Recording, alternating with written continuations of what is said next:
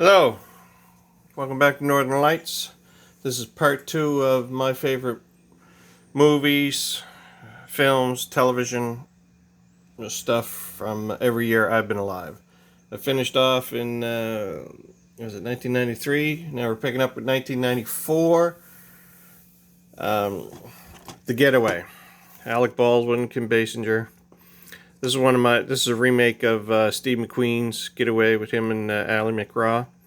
The shooting, the end shootout is excellent. Back when Alec Baldwin was half decent, although that's nothing. This hopefully is gonna be a quick video. I'm not gonna go in any depth of any of these because I'm sure a lot of people have already seen most of them. I'm just continuing with what Rob at the Movie Vault and Nathan Jones did with their favorite movies every year they've been alive. So mine a little bit longer, so I broke it up into 2 parts because it's a little bit older. Anyway, so that was 1994. 1995 is Waterworld. It's one of my favorite. This is like an epic movie. It's Mad Max Road Warrior on water.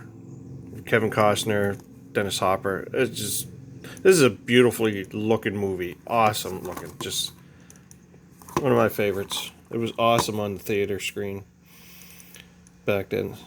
Up next, 1996. I'm 30 years old now. And there's 2 for this year, actually. Next Generation's first standalone movie, First Contact. And this ranks right up there with the original Star Trek crew, Wrath of Khan's their best movie. Wrath of Khan is number 1. First Contact's number 2. Also that year, one of my favorites is The English Patient. Ray Fiennes, Christian Scott Thomas. I think World War One. I think it takes place in between there. Anyway, it's like a combination of flashbacks and here and now. Just during World War II. For some reason, I think it's been a while since I watched it. It is one of my go-to movies, comfort movies. I enjoy watching this every couple of years. So that's 1996. 1997 is the big one that year. Is Titanic. This is just an epic movie. I'm surprised they never put in an intermission break on this. I don't think they did. I can't remember now. But anyway, Titanic for 1997. 1996. 1998. Is like Saving Private Ryan. I got the 4K version of this. I do not have a 4K player yet, or television. It's not a big rush right now. I bought this for the Blu-ray because it was a good price. Amazon Black Friday sale. Everybody said everything about this. There's not much more to add. The opening scene is unforgettable on the beach. Alright, so 1998, Saving Private Ryan.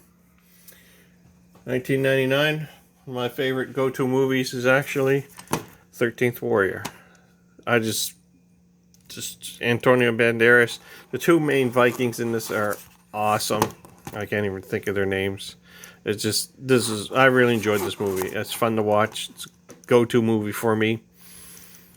And that's it on that one. And then year 2000, another big movie. One of the big ones that year was Gladiator.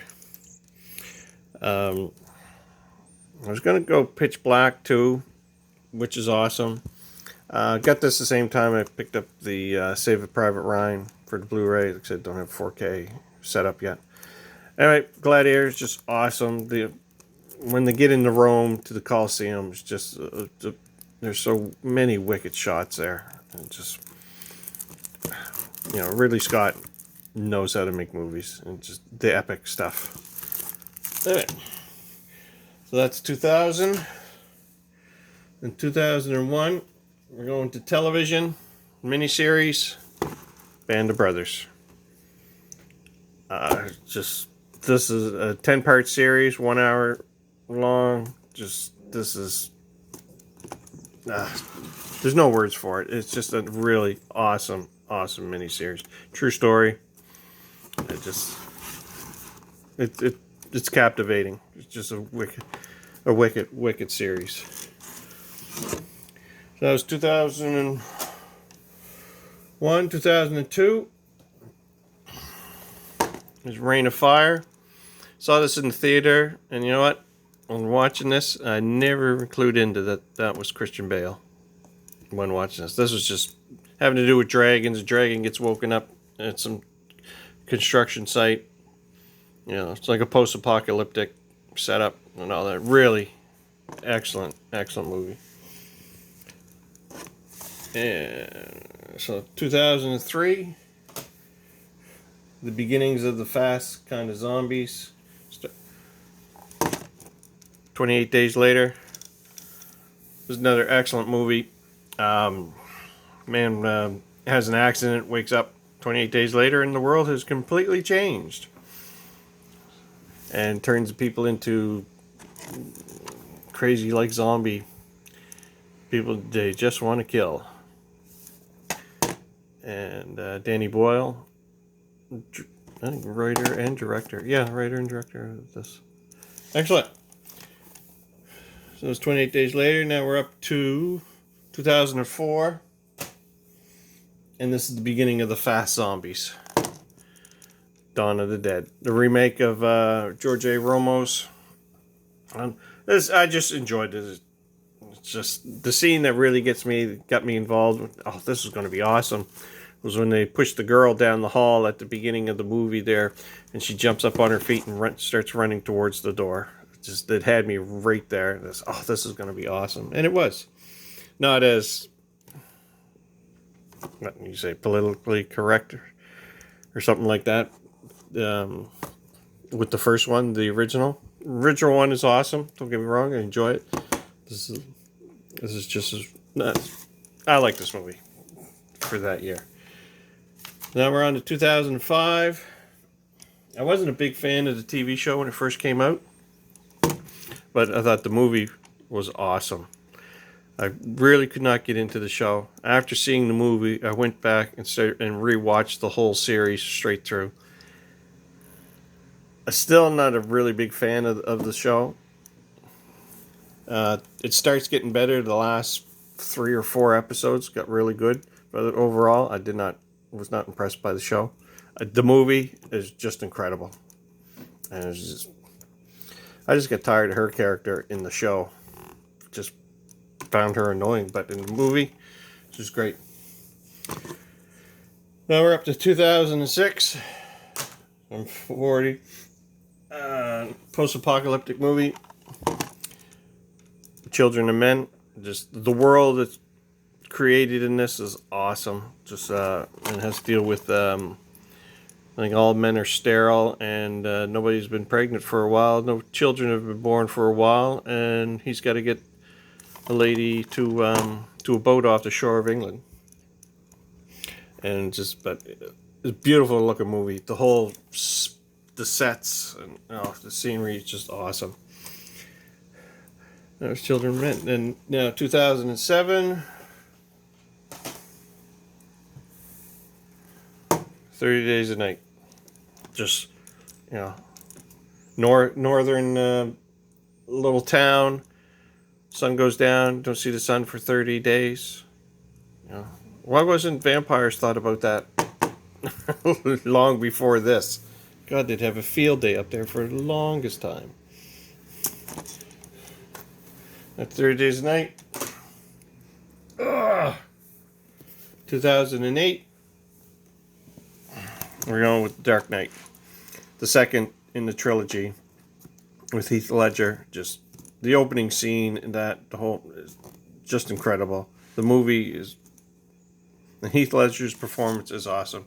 Christian Bale, I have no problems with him as Batman. I know they're goes with the Bond thing. Well, some people are Sean Connery, some people are Roger Moore, some people are Michael Keaton, and But the issue I have with Christian Bale is every time I see him in a suit, all I think about is American Psycho.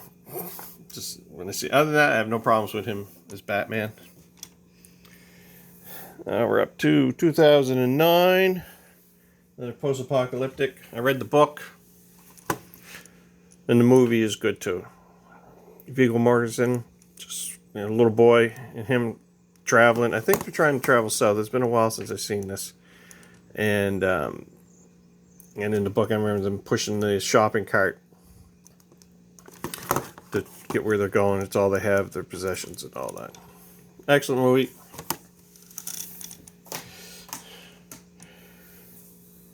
Up next, 2010. Now we're going with a TV show.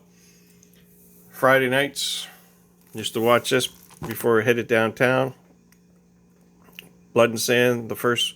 I think there were only six to 8 episodes. I can't remember now.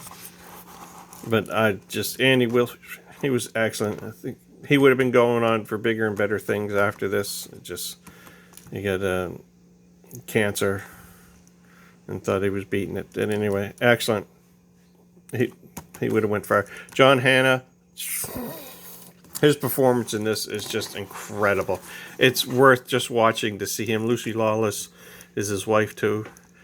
She's just as wicked. The cast, just awesome. 2010, Spartacus, Blood and Sand, the first one. And 2011, same thing, Friday nights, Gods of the Arena.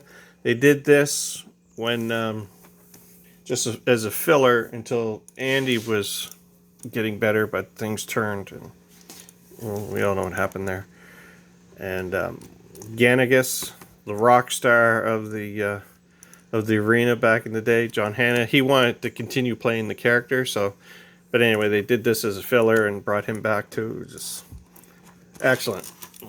Like I said, Friday nights before you head downtown.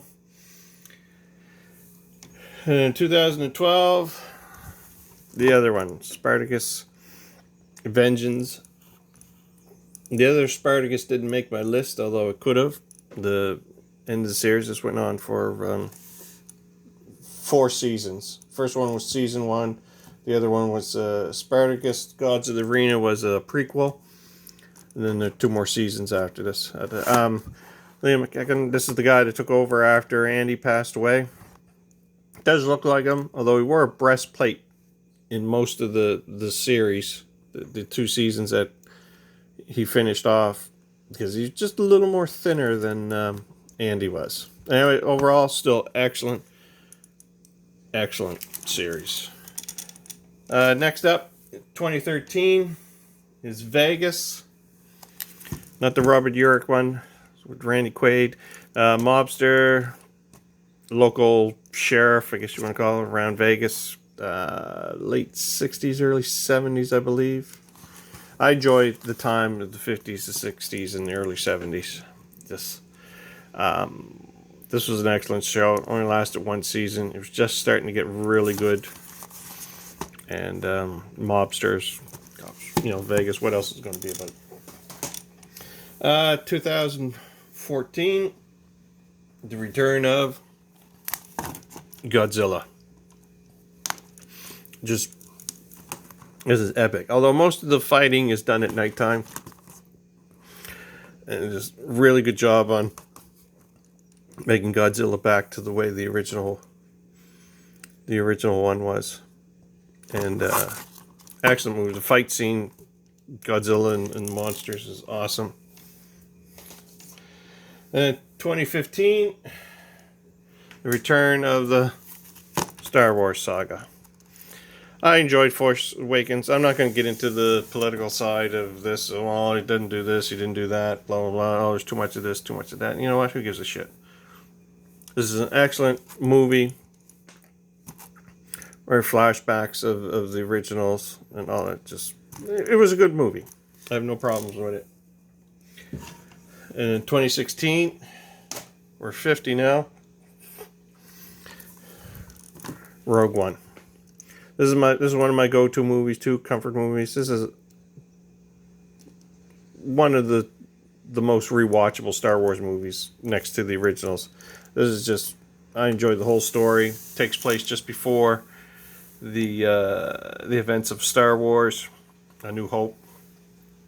Anyway, it was just, and it feels like a Star Wars movie when you're watching it. Just enjoyed. The music was great, the acting's great, the whole cast was excellent.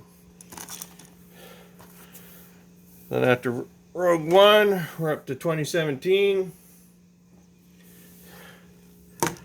Kong Skull Island. This was excellent. The fight scene with him and the creatures on the island is wicked. The cast is great. This is just a prequel or setup to get ready for Kong Godzilla versus Kong, which is going to be, I think it's going to be an awesome movie too. Hopefully the fight scenes are good.